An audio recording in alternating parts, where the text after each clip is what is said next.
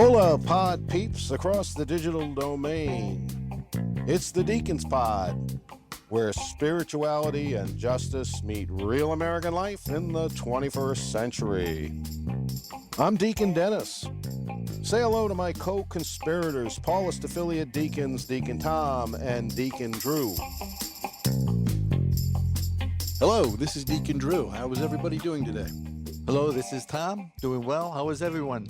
It's Deacon Dennis here. Glad to see you guys. Today we have another remarkable guest with us on Deacons Pod, Dawn Goldstein. She is the author of a biography of a truly amazing Jesuit priest, Father Ed Dowling. Her book, Father Ed, The Story of Bill W.'s Spiritual Sponsor, released a month ago by Orbis Books.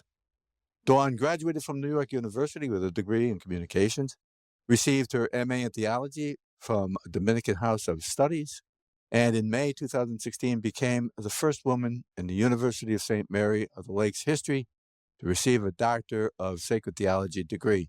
And I believe the only woman to do so. Through now, Phil? You know, that's a very good question. I don't know the answer to that, but definitely I was the first. You were on the list of their notable alumni. And because maybe you're the only woman, they haven't put a separate column up. So I thought that might still be relevant since they're big on Latin, but apparently not in this case. You've also written several other books. Sunday Will Never Be the Same, The Thrill of the Chase, My Peace I Give You, and Remembering God's Mercy. Dawn began her work as a rock and roll historian and went on to editorial positions at the New York Post and the Daily News. Dawn has taught at several universities and seminaries in the United States, England, and India. In 2022, she earned a licentiate in canon law from Catholic University of America. And you can follow Dawn on her Twitter account at Dawn of Mercy and visit her blog at dawneden.blogspot.com. So welcome, Dawn. Welcome. Thank you so much, Deacon Tom. And, you know, at the time that book sleeve was made with my bio on it, I had thought for sure that I was going to finish earning my canon law degree by the end of this year. I still have a couple of weeks, and actually just today I'm working on finishing my thesis. Close enough. You know, with regard to the degree. Sorry, what did you say? Close enough. Thank you. Close enough for jazz, yes. What do we call it when you get your degree, but you don't cross the stage, you don't walk, right? That you're there, but not there. So it's like the diaconate. They would have kicked you out if they weren't going to accept your work, right? That's true. One would think. So yes, just all but thesis on the canon law degree.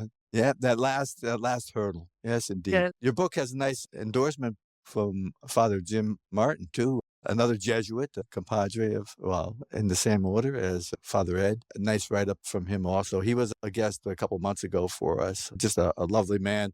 Again, busy in the image of Father Ed. Yes. Just doing the good work that, we try and reach folks outside the pew. We all go to church, and it's nice to see the people and to be pastorally involved with them and care. But the bigger audience that we're trying to reach is the digital people who might come across this podcast and be wondering about church and faith and hear stuff and going on. And I think we presented some guests, and you being, again, today's guest, that really say the dynamics of why we stay in the church, what it has to offer, the good work that's being done. It's easy to criticize something. Yes. But this man was amazing. And it's kind of interesting. He's not a saint already. So that's how I feel. Yeah, really. And you've done an excellent job from his own. I think the unique part of your book you could tell us about is, first, can you tell us about your own story, how you've got a remarkable journey here. So can we start with that? Sure. Thank you. And I do identify with Father Ed Dowling in that I was a late vocation to theology. Only in Father Ed Dowling's day, a late vocation was age 21, his age when he entered the Society of Jesus. And, today, we'd have a different idea of what constitutes a late vocation. I was born into a Jewish family. I was a bat mitzvah. Then during my teens and 20s, I was agnostic. And, I had some real problems that I needed to heal from. I had suffered abuse in childhood, including psychological abuse, emotional abuse, sexual abuse. also physical abuse. And so in my teens, 20s, like many people who were abused in childhood, I wasn't even really aware that what had been done to me was abuse, because kids tend to blame themselves for things that are done to them. They tend to think either, well, maybe this person was right to do this, maybe I deserved it, or they think, well, it's my fault because I didn't fight back, I didn't stop it, because I hadn't addressed those wounds of trauma or even learned to understand them as wounds from trauma. During my 20s, I was suffering from the effects of what I now know know as PTSD, post-traumatic stress disorder, which often is misdiagnosed, as it was in my case. In my case, it was misdiagnosed as simply major depression. But during that time, I was really trying to find love in things that weren't love.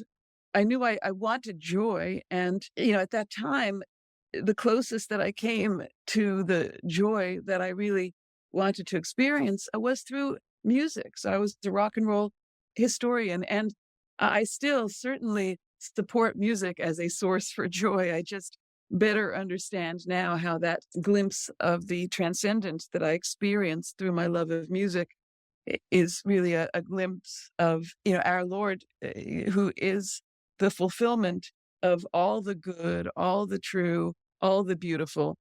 Any joy, any pleasure that we have is truly good, is a kind of foretaste of the joy that we'll have in heaven. I certainly couldn't have told you that back in my 20s, though. When I was 31, I had an encounter with God that led me to seek baptism. So I became baptized Protestant, just non-denominational. I spent about 5 years church shopping, rather determined that I was going to be ABC, anything but Catholic. And thankfully for me, God had other plans. So I entered the Catholic Church in 2006. I enjoyed a few years of being this radically right-wing culture wars Catholic, alienating many of my past friends and alienating many other people who might have chosen to be my friend had I appeared approachable. And then when I wrote my book on healing from trauma, My Peace I Give You, Healing Sexual Wounds with the Help of the Saints, I started to realize that maybe these progressive Catholics aren't so bad, because I noticed that when people were doing outreach and ministry to people who had suffered childhood sexual abuse or other kinds of abuse, those people tended to be more at the center or left side of the spectrum. Not that we should have any spectrum in the Catholic Church. We should all just be Catholic. But, as Americans, it's quite easy to fall into these categories and terms. So as I began speaking about healing from abuse with the help of the saints, the topic of my book, My Peace I Give You, I started to become less involved in the culture wars. And then with Pope Francis, I'd always been taught by my professors at the Dominican House of Studies, listen to the Pope, study what the Pope writes. So it was interesting. With Pope Francis becoming Pope, I became the ultramontane hyper-papalist compared to my professors. Now it was these, former ultramontane hyper-papalists who were now saying, don't listen to the Pope yet. Don't listen to him until we've vetted him and come up with what we believe is the way to interpret him that won't challenge us or make us uncomfortable. And meanwhile, I'm thinking, wait, I was taught to listen to the Pope and not to judge the Pope, but to let his writings, his sayings judge me. And I'm sorry, am I talking too long, Deacon? No, Just- not at all. Not at all. I just wanted to, because we run into this once in a while, ultramontane. Would you just tell our audience what you mean by that? Oh, absolutely. And that was why I used the term hyper-papalist as well. Well, and I yes. thought it was a marvelous description, and I'm you. finding it fascinating. But there may be people who listening who might not quite know what that means. So if you don't mind. Absolutely. So the term ultramontane literally means like beyond the mountains, beyond the Alps. And somehow around the time of the First Vatican Council back in 1870, and leading up to that, I guess the late 1860s, there were certain people who were arguing for the dogma of papal infallibility, and I think they were ridiculed by some others as being hyper papalist, meaning like being over the top fanatics of the Pope. And somehow that term ultramontane became applied to that. And I guess maybe it meant that it was mocking those people who lived beyond the Italian Alps, who were still looking to the Pope for, what to do, what to say. So anyway, yeah, it is kind of funny that these same people, these same professors who were telling me to listen to the Pope after Francis's pontificate were saying, don't listen to the Pope unless we've vetted him. Meanwhile, I read Francis's first interview, his interview with Father Spadaro, or for Father Spadaro, and in that interview, which was published under the title A Big Heart Open to God, Pope Francis talks about the Church's sexual teachings, about the Church's pro-life teachings, and he affirms he is the Pope, he is a man of the Church, he is pro-life, he is pro-chastity, all those things. Mhm. At the same time, he also affirms something that challenged me personally. He said that those teachings can't be the only thing we talk about, and that we have to be cautious that we're not giving people the impression that sexual sins are the only sins, or Too late. too late. I know, right? Right? It's true. So I let Francis challenge me, and I became less on the, front lines of the culture wars. And, like Pope Francis, I consider myself a woman of a person of the church, in my case, a woman of the church. And I also, uphold all, the teachings of the church. I do feel that it's important that our first approach to people be an approach of welcome, because if people are attracted to the church, then they're going to want to know how they can enter more deeply into the heart of the church. And that will lead them to study the church's teachings and find those points of connections where those teachings come from a place of love and not hatred or judgment. But if we lead with those sexual teachings, then, people who feel themselves judged by those teachings will push back. And I understand that. I certainly used to be one of those people, which is why I delayed becoming Catholic until I was in my late 30s. So I'm grateful to be challenged by this Pope. And in writing about Father Ed, I sought to emphasize the ways in which he presents a model of how to live church, how to be church. And also, I wanted to emphasize the ways in which Father Ed Dowling really presages Pope Francis. There's no doubt that Father Ed was pro-life. There's no doubt that he was pro all the church's teachings, including the sexual teachings. At the same time, Father Ed made himself approachable. It was said of Father Ed Dowling that by more than one person, that people felt more comfortable coming to Father Ed with a problem than without a problem. And I mean, how many of us know a priest whom we can say that of? I mean, I've been very blessed in that I've known more priests than, the average, person. And among, by knowing more priests, that also increases the ratio that I'll know good priests. So, I've known some wonderful priests. But I think, the average person in the pews might justifiably feel uncomfortable approaching a priest with their most embarrassing problems. So I think Father Ed is a great model for the priesthood and for all of us in his approachability and his non-judgmental attitude. He was very, like, as you say, he was very approachable.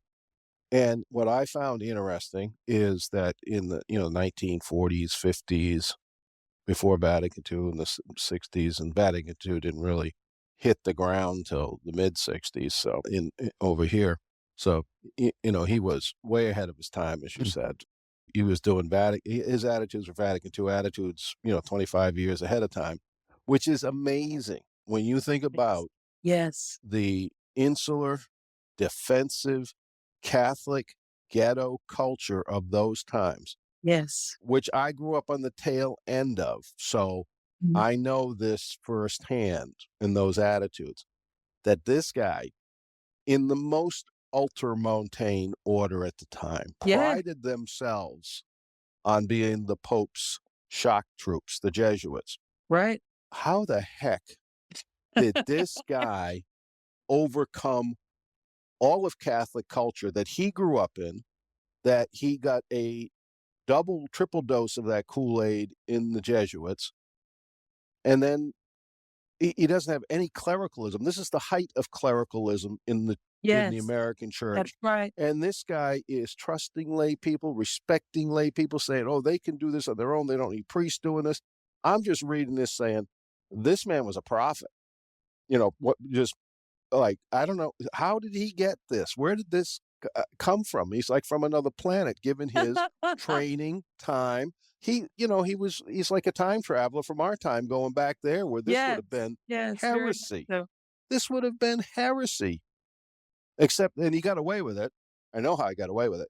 He got away with it because we don't want even to acknowledge those people that he was working with, those alcoholics, those people. Right. No, Right. the The less said about prisoners. yeah, Yeah. right. The prisoners. Tom and I are prison chaplains, long Oh, time, retired prison chaplains. And so we know that it's like, well, as long as you're handling that, Deacon, we don't really care. We'll leave no you one's asking a alone. lot of questions or well, that's worrying about what that's you're exactly doing. it. As I write in my book, Father Ed was good friends with Father Dismas Clark, who was with him in the Jesuit novitiate, which is the first 2 years of Jesuit formation. They have a very long road of formation, probably the longest in the church. Anyway, so Father Dismas Clark, who was Father Ed's friend, started the first halfway house for former inmates, really in the country, Dismas House in St. Louis, which operated for decades, even after Father Dismas's death. Well, because Father Ed was so close to Father Dismas was Father Ed's spiritual director. And because Father Ed was working largely with alcoholics and other people with problems, and Father Dismas with criminals and current or former inmates, the Jesuits in the community at St. Louis University, which was the academic community across town from the writers community that Father Ed was part of, the kind of, my grandfather might use the word hoity-toity, Jesuits at St. Louis University, we would call them today the elite, would say as a sort of inside joke, they would say, if you're seeking marriage preparation and you're a prostitute or a convict, you can go to Father Ed or Father Dismas. Otherwise, you can go to any priest. Yeah, Father Saint Dismas was the good thief there. Yes. And Right. that was Father Ed's vowed name. Didn't he take that same name with it? Yeah. Yes, he did. And I believe that it's very likely through Father Ed that Father Dismas Clark probably developed his own devotion to St. Dismas, because Father Dismas Clark did not take Dismas as his vow name, as far as I know. He adopted the name some years later. But there's an awful lot that you discovered and put in the print, Dawn, that shows the character of Father Ed in a way that he suffered so greatly in his discernment. Yes. You call it, I think, some kind of hell. I forget, personal hell. Yes. On that discernment, and his suffering through the arthritis, the crippling arthritis that he had from late 20s, right? Yes. So there's 2 or 3 passages in the book that talk about his suffering and how this man carried the suffering. And it seems to me, as you go through the book, the greater his suffering, the more his energy level of serving others. So this man he was being directed by the Holy Spirit. He was doing what we failed to learn yet, is to listen to the promptings of the Holy Spirit. And I don't know whether it was competition because he didn't feel that intellectual call. I think he got turned down for that 4th vow, which is, to be the SEAL Team 6 for the Pope. He got turned down for that, right? But everything he has really enlightens what we already started talking about, that accompaniment, what Francis calls accompaniment 60 years later. Yes. That personal invitation. And that's what, to me, is so exciting about this man. starting all the ventures, the working with the anxiety disorders, working with troubled marriages, of course, that would Yeah. come out of the AA. But is that a way he was able to cope? He knew he was alone in many ways. I mean, that he was just directed and was all over the place.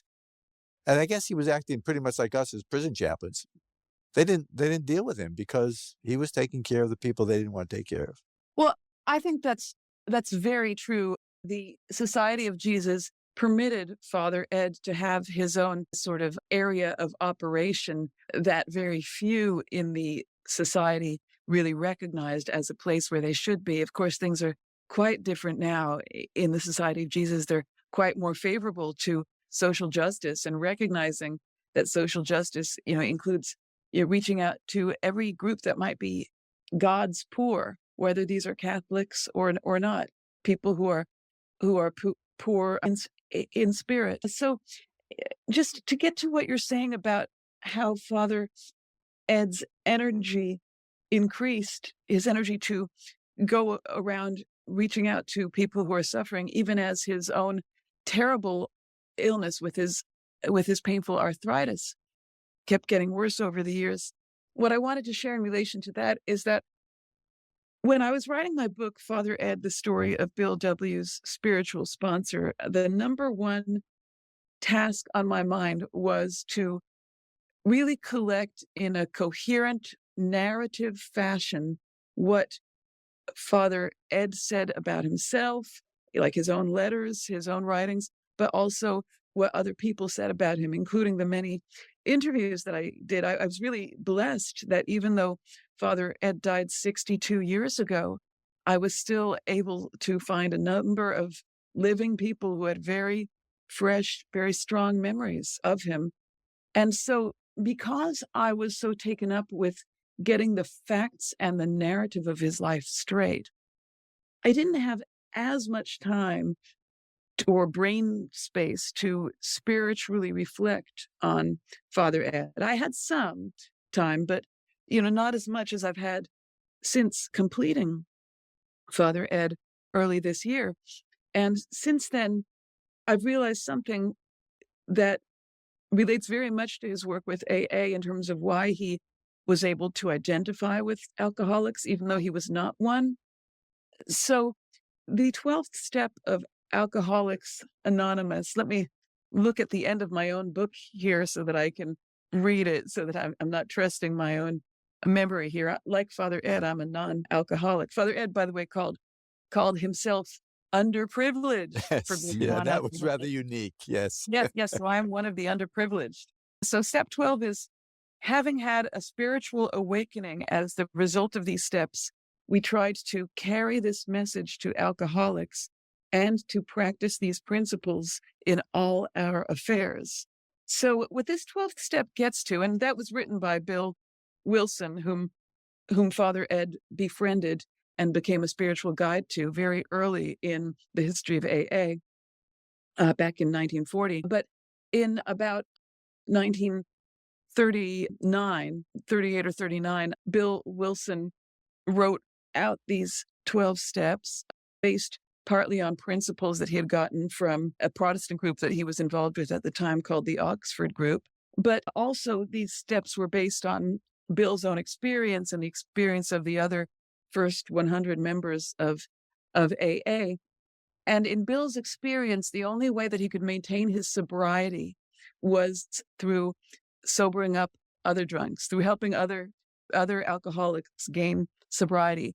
That's why the date of AA's founding is not traced to Bill Wilson's sobriety date in 1934, but rather it's traced to the date in 1935 when Dr. Bob had his last drink, because Dr. Bob was an alcoholic whom Bill was ministering to. And it was through those two men mutually being present for one another, because Bill needed Dr. Bob as much as Dr. Bob needed him. Sure. Bill Yeah. could not maintain his sobriety without helping someone like Dr. Bob get sober. That's why AA dates its founding to this encounter that occurred with just two alcoholics talking to one another. It's very much a parallel with the Catholic Church, with the founding of the church. We say the church began from Jesus' side, on the cross. We symbolically, we date the church's founding to Jesus pouring out himself upon the cross. And we think of the wound in his side where his sacred heart was wounded and overflowed physically with the blood and water, but also, more importantly, spiritually. So, that moment of the Catholic Church's founding, Jesus wasn't the only person there. Mary and John were at the foot of the cross. And so the Catholic Church, the church, was born of that encounter. Anyway, this is all a very roundabout way of saying that just as Bill Wilson needed that 12th step of carrying this message to other alcoholics in order to maintain his sobriety, likewise, Father Ed Dowling, although he was not an alcoholic, he found in AA the principles that enabled him to find true joy in his priesthood. He told his sister, Anna, that the graces that he received from working with alcoholics were equivalent to the graces he experienced at his priestly ordination. That's astonishing for a priest to say in any age, and particularly in the 1940s. But what it tells me is that Father Ed, even upon his priestly ordination, had the sense that something was missing from his joy, and that he began to find that true joy exercising his priesthood through encountering alcoholics, be they, of any religion or no faith, encountering them by being Christ to them and receiving in them the poor Christ, as we hear in Matthew 25, when Jesus says that anyone who is God's poor, whom we minister to, we're ministering to Christ. That was Father Ed's experience, and I think that's where he drew his strength. Indeed. I thought the dialogue throughout the book, from the personal correspondence between him and Bill W. about the conversion to the Catholic faith, that dialogue, you just go in and he just never puts a hook in him. It's all invitation. Yes. It's tremendous insight into that accompaniment. He's not criticizing him. He knew the history of, coming out of the previous, the Oxford group, that no spirituality could be involved in. So, but he just went to that whole relationship and come out with that approach into the mid-70s. Really, Paul exactly. VI of invitation. Right. In the 40s, it was you go and hook them. Yeah, You and bring him you in. tell him what a sinner. You put the fear of God into him. You put him in the fire of hell. You let him know, and you do it even though he doesn't appreciate it, because he'll thank you in heaven. This idea of the gentle, like, well, you'd be welcome, and yes, there's things you like. You should listen to that. I was blown away. It's like 1972 or 6 or something when you started getting those evangelization documents out of the Vatican, that you begin to have maybe we shouldn't be hitting them in the head with a club. So, this man is remarkably ahead of the curve on so many things. Yeah. I'm so glad to hear you say that, because I was constantly in awe of how ahead of his time Father Ed was. And, sometimes Father Ed was so ahead that he made me uncomfortable, and I had to pray and ask God, what am I missing here? I'll give you an example. So I wrote my master's thesis as a critique of a certain popular way of presenting theology of the body. I studied John Paul II's original theology of the body talks, and then I studied the presentation of a certain popularizer of theology of the body who shall go nameless. And I pointed out that this popularizer was making it seem like a theology of sex, whereas it's really a theology of love first and foremost. And it is about the church's sexual teachings, but it's not about, put it this way, the theology of the body is not just saying, God wants you to have great sex, which is the impression that some people might get from listening to the popularizers. So I had in my mind a very strong idea that priests and people telling about the Catholic faith should be careful not to speak explicitly about the sexual act, the marital act, as theologians call it. So I'm reading this talk of Father Ed to married couples in the late 1940s. This is the time when people were just beginning to understand the whole biology of sexual pleasure with the Kinsey Report and other writings of sexologists. Sexology is just beginning to come out. So Father Ed is speaking to married couples, and he starts to speak about the climax of the sexual act and about the different sorts of pleasure curves of the man and the woman, and about how important it is for the husband to recognize this difference in the pleasure curves. And I'm reading this, and I must say, Father Ed is using the proper scientific language. He's not using slang. He's not joking or being coarse. He's simply using the sexologist language. But in reading this, I just stopped and I was like, yuck. And then I just stopped and I just prayed. Well, I'd like to say I prayed to God. I did pray to God, but I also just spoke to Father Ed because I believe he's in heaven. I said, Father Ed, you're going to have to explain to me how I can cope with this because I'm having trouble with this. And what came to me when I meditated on it was that there is a difference between the way Father Ed was speaking and the way that popularizers that I don't like of theology of the body speak, which is that, as I mentioned, Father Ed wasn't coarse. He used scientific language. But more than that, Father Ed was speaking to a closed group of only couples. At these Cana conferences where he would speak, there would be a separate room for the children where they would be watched over. So there's no risk of Father Ed, causing scandal or saying things to children that they're not yet ready to take. And moreover, I realized Father Ed's interest at that time in the late 1940s is helping these married couples stay married. And he was speaking at a time when, as my mother says, she remembers how she was taught about sex in the 1940s. She was taught that sex is filthy and disgusting, and you only do it with the one you love. So Put those two together. Just Yeah, so really. So Father Ed was really doing a service to these couples by helping them to understand things that they weren't taught before their marriage that could help to save their marriage. And once I realized that, then I was like, okay, Father Ed, I get it. This is good. But he challenged me, as I'm sure he challenged many others in his time.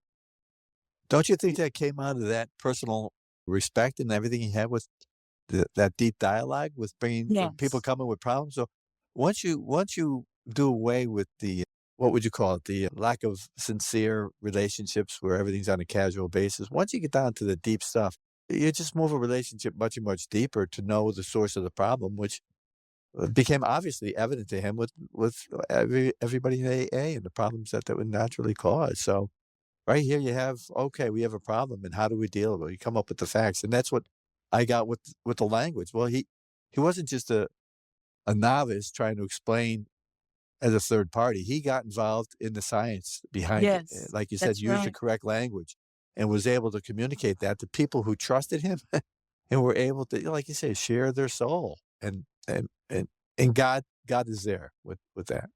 Amen. Yes, God is there with that. There's another story which I tell in Father Ed, which was told by a Jesuit who was, I believe, present at the time. So at the time when Father Ed was doing his research into sexology and really trying to use this to help couples to have better marriages, stronger marriages, one day he was having lunch at the St. Louis University Jesuit residence. This was before he got moved to the writer's residence. And the Jesuit provincial was there, the provincial of the Missouri province. That's to say, Father Ed's boss's boss, so to speak, the highest superior in his province was there. And Father Ed is talking about his findings with regard to his research into sexology. And the provincial tells him to shut up, perhaps in a slightly more polite way. And then Father Ed who I suspect, I don't say this in the book because I don't want to diagnose someone. I'm not a psychologist, but I suspect Father Ed was a bit ADD. I'm ADD myself, and I see a lot of my own habits and his habits. Father Ed continued to talk at the lunch table about his findings in sexology research. And so then the provincial actually ordered him under holy obedience to shut up. Right. That's the nuclear, by the way, Yeah. for the listeners. That's like one more word and it's bread you and go to your water for room. you. Yeah. Right. But, you know, again, and I think this is interesting because remind people, they think, well, you know, the Catholic Church is always so repressive on sexuality. Well, first of all, everybody was repressive on sexuality. Yes. Everybody, no exceptions. That's right. You know, Laura and Rob Petrie had twin beds like Lucy and Yes. Ricky. They're married. They got 2 twin beds. Look like my brother's room, you know. That was long after this when we're talking about this. And they just could not handle it. No one had the vocabulary. No one was comfortable using the vocabulary. Right. And again, you know, when you have to understand, these Jesuits are professors. These are presidents of universities. These are not people like, I've never heard such things, and I've never been out from under my rock. I mean, these are pretty worldly, well-traveled, sophisticated humans for the time we're talking about, and their heads were exploding. Yes, you that's know, right. and it's just amazing to me, you know. And this is the other thing is that you mentioned. I didn't want to slip by that Father Ed founded the Cana conferences, which is Yes. what you're alluding to, Yes. which is again one of the huge movements in the pre-conciliar church. People don't even know this guy. You know what I mean? Yeah. And he's like, and then, you know, Tom mentioned anxiety groups and groups for divorced people. And I mean, he applied the 12 steps and this idea that lay people in a group could work out their problems to so many different organizations. I mean, he must have helped millions of people Yeah. through these efforts that we don't know about. It's just amazing. Was he the first, Dawn? Was he the first to apply 12 steps to something other than alcoholism? Do you know? As far as I can find, he was. There were people fairly early on, including I noticed some Protestant pastors who were beginning to think about how the 12 steps could be applied elsewhere. But Father Ed had the biggest and loudest megaphone with regard to spreading the gospel of the 12 steps. And he was the earliest person to consistently and loudly tell everyone, whenever he spoke or wrote about AA, he would always say, these 12 steps are not just for alcoholics, they're for overcoming any kind of problem. Right. And I resonated with that because when Tom and I, you know, when we went to prison, Tom and I went to prison, and not the Turkish one in '78. We won't bring that up. But Oh, God. when we went to, I just want to take some credit here for being silent on that remark and not, you know. you were a very good boy. You were a Yes. very good boy. Yes, Deacon Your Honor. Drew. Thank you. Thank you very much. Wasn't Paul McCartney in the Turkish one in 70? Yeah. Showing my It age. took a lot of restraint for you to. It's a cheap shot. I'm disappointed you Yeah, didn't that's take right. it. He didn't take it. But that's the way it is in prison. But anyways, one of the things you learn if you're paying attention as a chaplain is everybody here is addicted or an alcoholic, like 95%, Mhm. and 95% are mentally ill.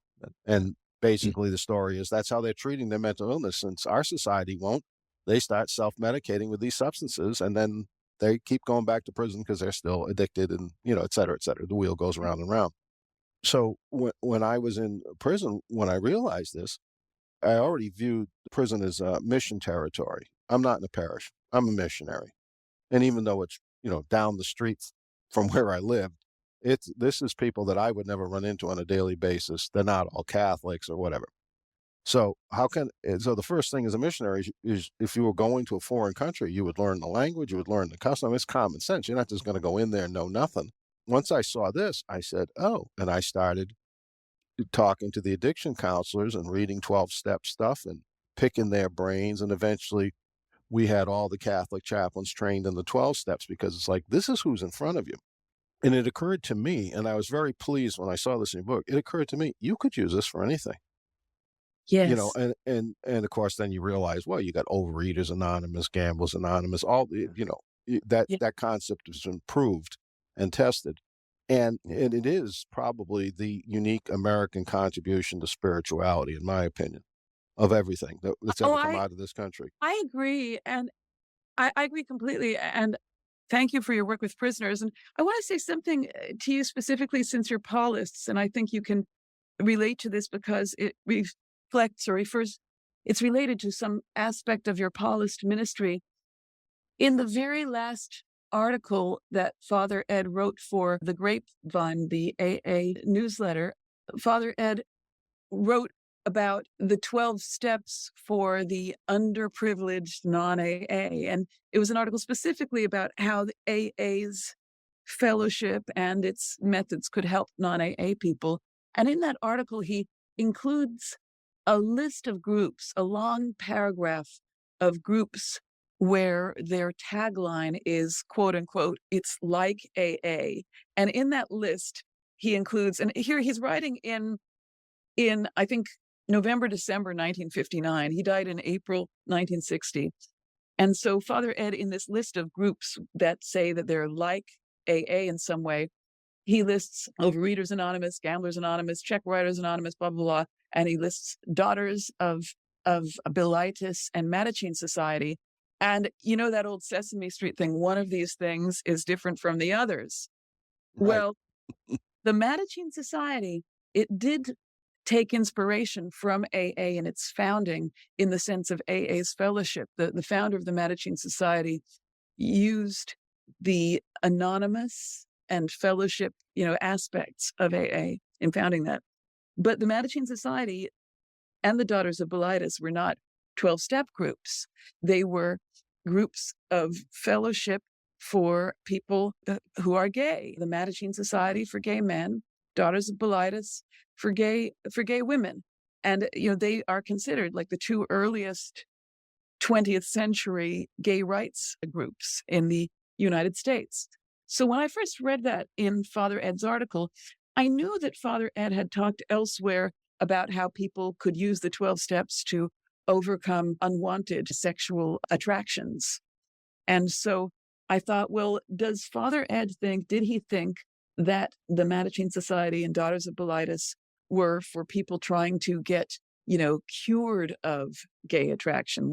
Was he mistaken in that? But when I went through his papers, I found that he knew exactly what those groups were. He had in his papers a pamphlet from the Mattachine Society that was marked up with his notes. And in this pamphlet, the pamphlet says, we are not out to change society's mores. We are simply seeking to be recognized as human beings deserving of human respect and human rights. And so, it really touched me that Father Ed, with the last article that he wrote, was giving, as a Catholic priest, a respect to organizations that, like I said, we're not trying to upend Christian morality, but we're simply saying that gays are part of the human universe and should be respected as such. And that's just one of the many ways in which I believe he was ahead of his time. Yeah, Wow. we had Father Jim Martin on, and again, his book, Building a Bridge, and a simple request: treat people with dignity. I mean, Yes. how further away from our faith can we get when you have to remind people in today's day and age to treat people with dignity, respect? Yes, and when you think about all the pushback that priests such as Father Jim Martin receive, and the Paulists, all the pushback that they receive, not even when they, say something on some contemporary political issue, and there are certain issues on which people can prudentially disagree, but even just when Father Jim says the most innocuous thing, such as that gay people are human beings, Mm-hmm. of rights. When you see how he gets attacked, imagine what it was like for Father Ed in 1959, more than really. half a century ago, even mentioning in public these gay rights groups. You couldn't talk about married sex, so now think about talking about gay sex. Yeah. I mean, just think about it. Yeah.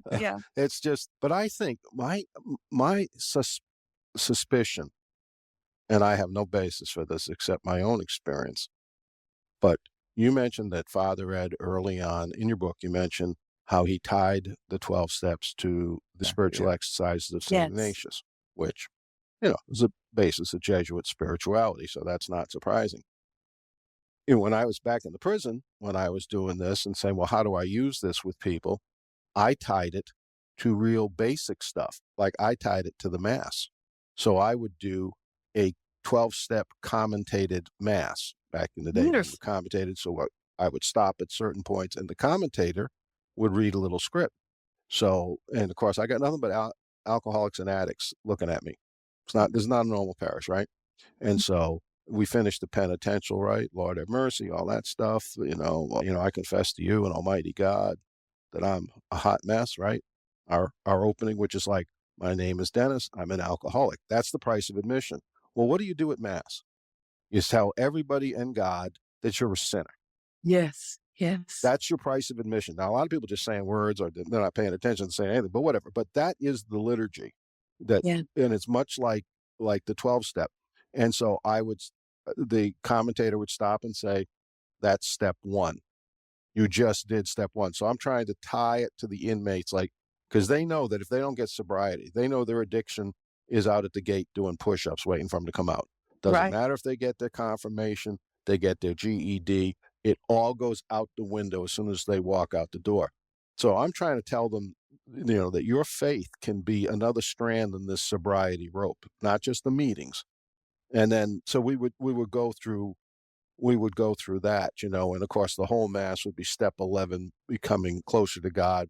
And the dismissal rite, the Mass is ended, go to love and serve the Lord and one another. That's step 12. So there are steps throughout the whole thing. And it's like, so if you're conscious and aware and participating, which is what Vatican II said we should be doing with the liturgy, this is what you're doing. That's And right. the great thing about that, so that's just basic. It's not even getting to the spiritual exercises or many other things. But the 12 steps themselves, what I found was that these are inherently gospel principles. Yes. Every bloody one of them, any one of us can sit down and say, where did Jesus say something like this? You have to wait for St. Ignatius in the 1600s. Where did Jesus say this? And you can find it. And what I think the practical and brilliant use of the steps is for non-alcoholics or people with, I used to tell the inmates, I'm not an alcoholic or an addict, but I am a jerkaholic or I'm a sinner, So, it's like that's my card. But people, here's one of the complaints you get from people. We talk in Christianity about love people, be humble. We have these general things, repent, whatever, general themes.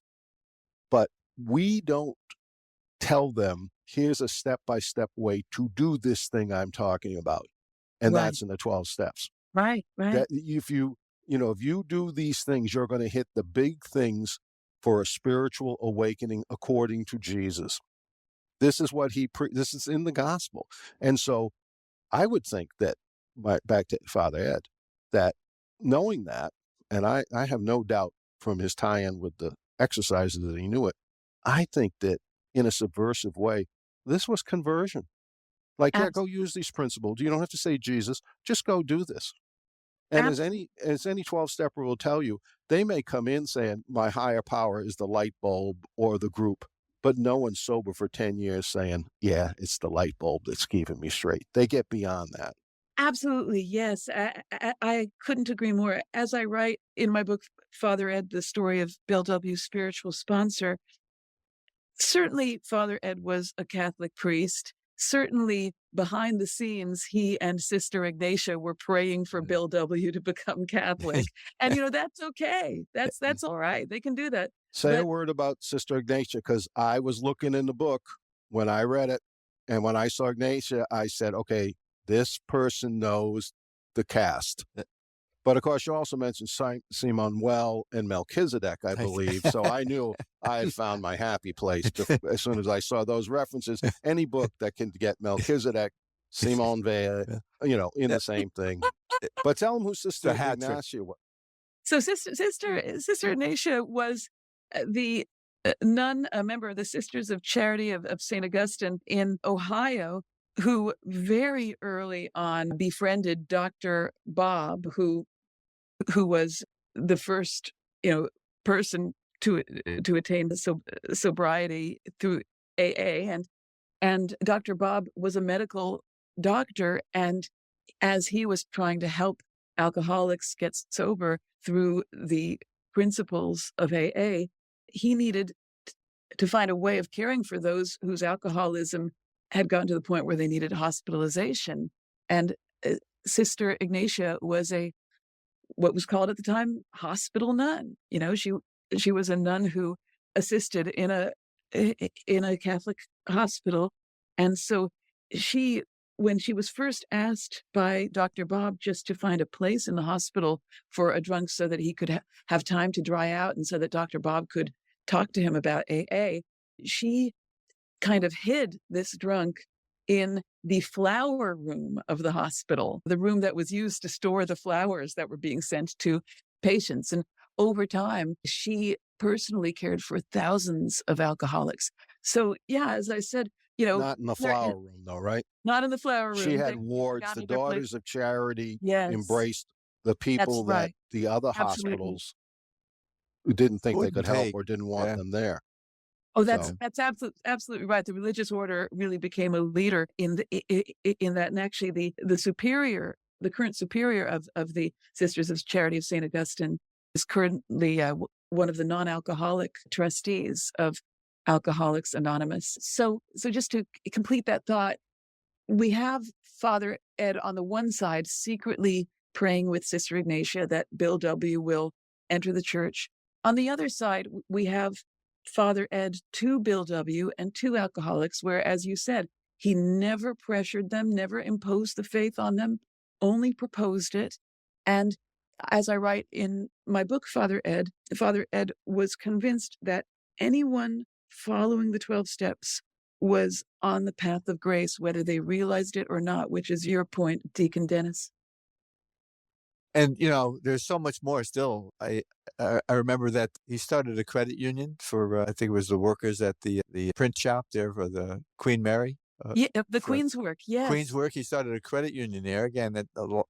Way ahead of time. He was involved with labor unions. He That's right. responsible for getting a gravestone for Dred Scott. I mean, That's right. That's amazing. Dred social Scott. You got justice. Dred Scott in this book. I mean, hey, I don't know how you do these things. This is like watching a magician, The little bit of Dred Scott. I mean, Thank you. and And for all those people who are upset about the direction that the Supreme Court has taken in the last 5 years, the Dred Scott decision should give you hope. That got reversed, okay?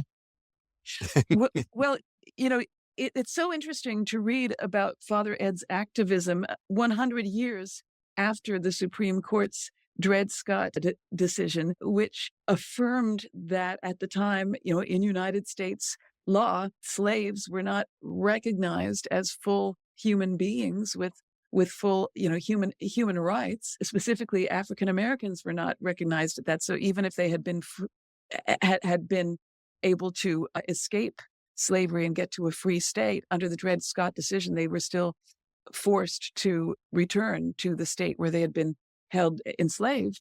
So Father Ed noticed that 100 years after that Dred Scott decision and almost 100 years after the death of Dred Scott himself was still in an unmarked grave.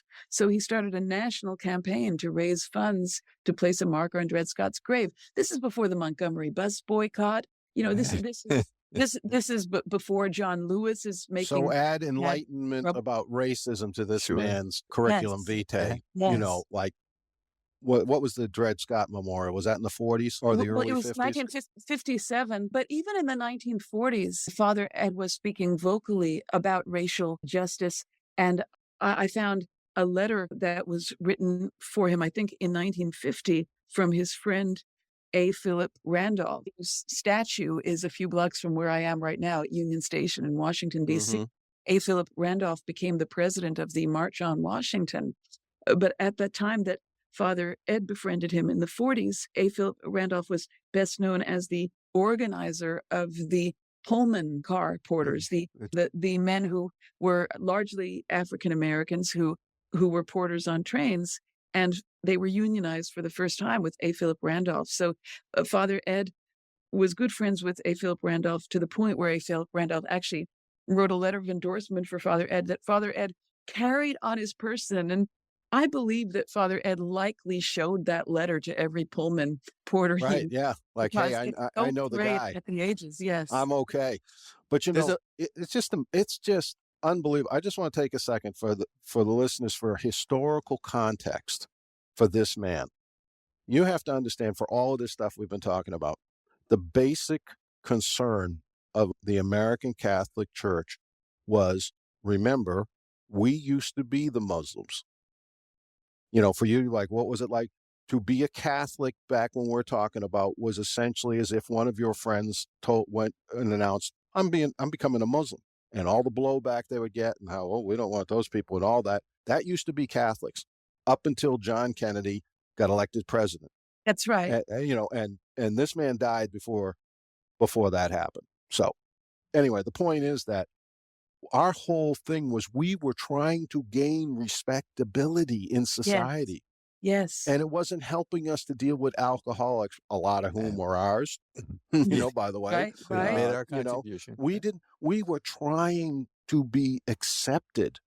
And that was we did nothing, and we were more patriotic than anybody. We didn't question the government. We didn't question the wars. We signed up. The Catholics are the highest number of Medal of Honor winners in the history of the country. I mean, on and on and on. We were uber patriots because we wanted to be finally accepted as real Americans. So what this guy's doing, hanging out with black people, fighting their cause, gay people, this is like his superiors must have been like, I got to keep this quiet. I mean, this is that's why even when Father Ed died, the pastor of the St. Francis Xavier College Church in St. Louis, which is the Jesuit church in St. Louis, church, this Gothic this palatial, Gothic, structure. The pastor of the college church refused to host Father Ed's funeral. And so it was left to the then provincial of the Jesuits, Father James McQuaid, to call up the pastor and order him under holy obedience to host Father Ed's funeral. And the church was packed, and it was packed with people from every level of society, from the highest, city officials down to the little old lady with her lunch in a paper bag who was crying uncontrollably through the entire Mass. That's who Father Ed was, and that's how he was. And this is his brother, Jesuit, who lived in the same town, who I'm sure he knew personally. Yes. And this Jesuit pastor, again, to my point, this is not helping the respectability, which is the main push that we're having, and trying to clean up these immigrants and make them presentable to the Protestant elites of this country. And he didn't want those people in the church. And even his own brother, that he probably had meals with and knew frequently wasn't someone from, who's this guy, Yeah. And, you touched on an important point, too, with regard to the challenge with regard to the church's seeking respectability. I don't want people listening to this to think that I'm just portraying Father Ed as a raging liberal. Father Ed didn't fit into any of our political categories today. One of the things that I discovered as I was doing my research was that he spoke favorably, repeatedly, about Senator Joseph McCarthy. And Senator McCarthy was the one who was involved with the Un-American Activities Committee in Congress, which was the committee that was devoted to rooting out communists from various professions, particularly film. And so as I was researching Father Ed's support of McCarthy, I thought, well, this doesn't quite seem to make sense because Father Ed doesn't speak like McCarthy. He doesn't rail against secret communists and that sort of thing. And finally, I found a letter that Father Ed wrote after McCarthy's death in which he explained that his support of McCarthy was based on the way that the attacks against McCarthy were framed. He felt that the attacks against McCarthy weren't even centered upon McCarthy's politics, but were centered upon making it seem like McCarthy was this sort of unwashed, uneducated Irish bum, this Irish guy who didn't really deserve to be in Congress. Sure, tribalism. Kind of, Yeah. it's kind of like I remember after one of the elections in the 2000s when a Republican was elected president and somebody made this map that they shared on a blog that showed all the states that had voted for this Republican president and called it all Jesus land. That's kind of elitism that that disturbed Father Ed because he had come from a working class Irish background. And so whether a person was liberal or conservative didn't matter to him. What mattered to him was that they be treated with respect. Right. He's one of ours. We can attack our own, but you can't. You He's can't. one of our guys. This was a wonderful, well-written, inspirational, inspiring book. Yeah. I mean, I'm going to give all our listeners, I'm going to give you the Deacon Dolan money back guarantee. If you buy this book and you're not enlightened and inspired and encouraged by this story of this man, I will buy the book from you and give it to someone who appreciates it. I will give you your money back.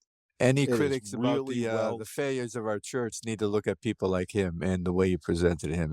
A humble man. Again, don't forget that. This guy is a humble man. He's not out there looking for a reputation. And people don't even know most of what he did, Tom. No, I mean, I there's didn't, millions. to be honest. You were talking with all the groups, the millions of people this man has affected who don't even know him or that he's the guy who set this in motion. It's an incredible story. The butterfly of effect. what one and person, their kids, that's right, their one family. person. Yeah. Yeah. What can one person do? Well, we know. I just had to ask one quick question. Dawn, what was tell me the moment you said, I got to do a book on this guy?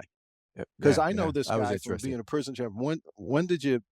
Well, I had first discovered Father Ed in 2009 after an alcoholic I knew wrote an article about him. And that made me seek out what was then the only book available that went into any kind of detail about his life. My book, Father Ed, The Story of Bill W. Spiritual Sponsor, is the first full biography of him. But before that, there were a couple of other books that touched on aspects of his life. And one of them was an edited collection of his correspondence with Bill Wilson called The Soul of Sponsorship. That's when I first became interested in Father Ed. With regard to the beginning of my really wanting to write his biography, I would trace that to when I was watching this movie, a documentary called Bill W. that came out around 2011 or so. I remember watching it in a theater and seeing that in this film, there's a reenactment of Father Ed's first meeting with Bill W. And when I saw this actor on the screen portraying Father Ed, even though it was silent and it was narrated by an AA historian who was discussing that, the historian Ernie Kurtz, but just watching that image of this man representing Father Ed coming to Bill W. at a time when Bill was really broken down and discouraged, and seeing how Father Ed gave him encouragement to go on with AA, I just broke down crying. And I just thought, this is crazy. I'm blubbering and I'm not an alcoholic. Why am I blubbering at the sight of this priest meeting Bill Wilson? So that was really the beginning, but I didn't actually start writing it until beginning of 2020. I think the degree to which you used his own writings brought it alive to me. It just brought that whole, we're talking like he's present, that personification is there and he's with us. So again, we had a delightful time. Is there anything you just want to quickly say that we might have dropped out or? Oh, well, thank you. I guess I just like to say that this book, I wrote it as a biography. So, certainly the largest amount of space in it is devoted to Father Ed's work with alcoholics and other people with problems. But as a priest mentioned when he wrote to me, he was surprised that it takes 90 pages for Father Ed to get ordained. Exactly. Well, that was a whole separate question. Exactly. The torturer's path. So thank you so much for our guest. Yes, thank you. It's a real service you've done. It's a wonderful spiritual book. Congratulations, everybody. Lent. Read it for Lent. Thank you very much. Special thanks to El Jefe Paul Snatchko and our editor, David Dault. The Deacons Pod is powered by the Paulist Fathers. You can find us anywhere you get your podcasts and, of course, at our own website, www.deaconspod.com. That's DEACONS with an S, Deacons, plural, pod, all one word.com. And of course, we'd love to hear your comments at our email address, which is deaconspod, again, with an S, deacons, at paulist.org. That's PAULIST.org. Love to hear from you. That's our offering. We thank you for being with us. On behalf of our colleagues at the Missionary Society of St. Paul the Apostle, we wish you a future brighter than any past. Till next time.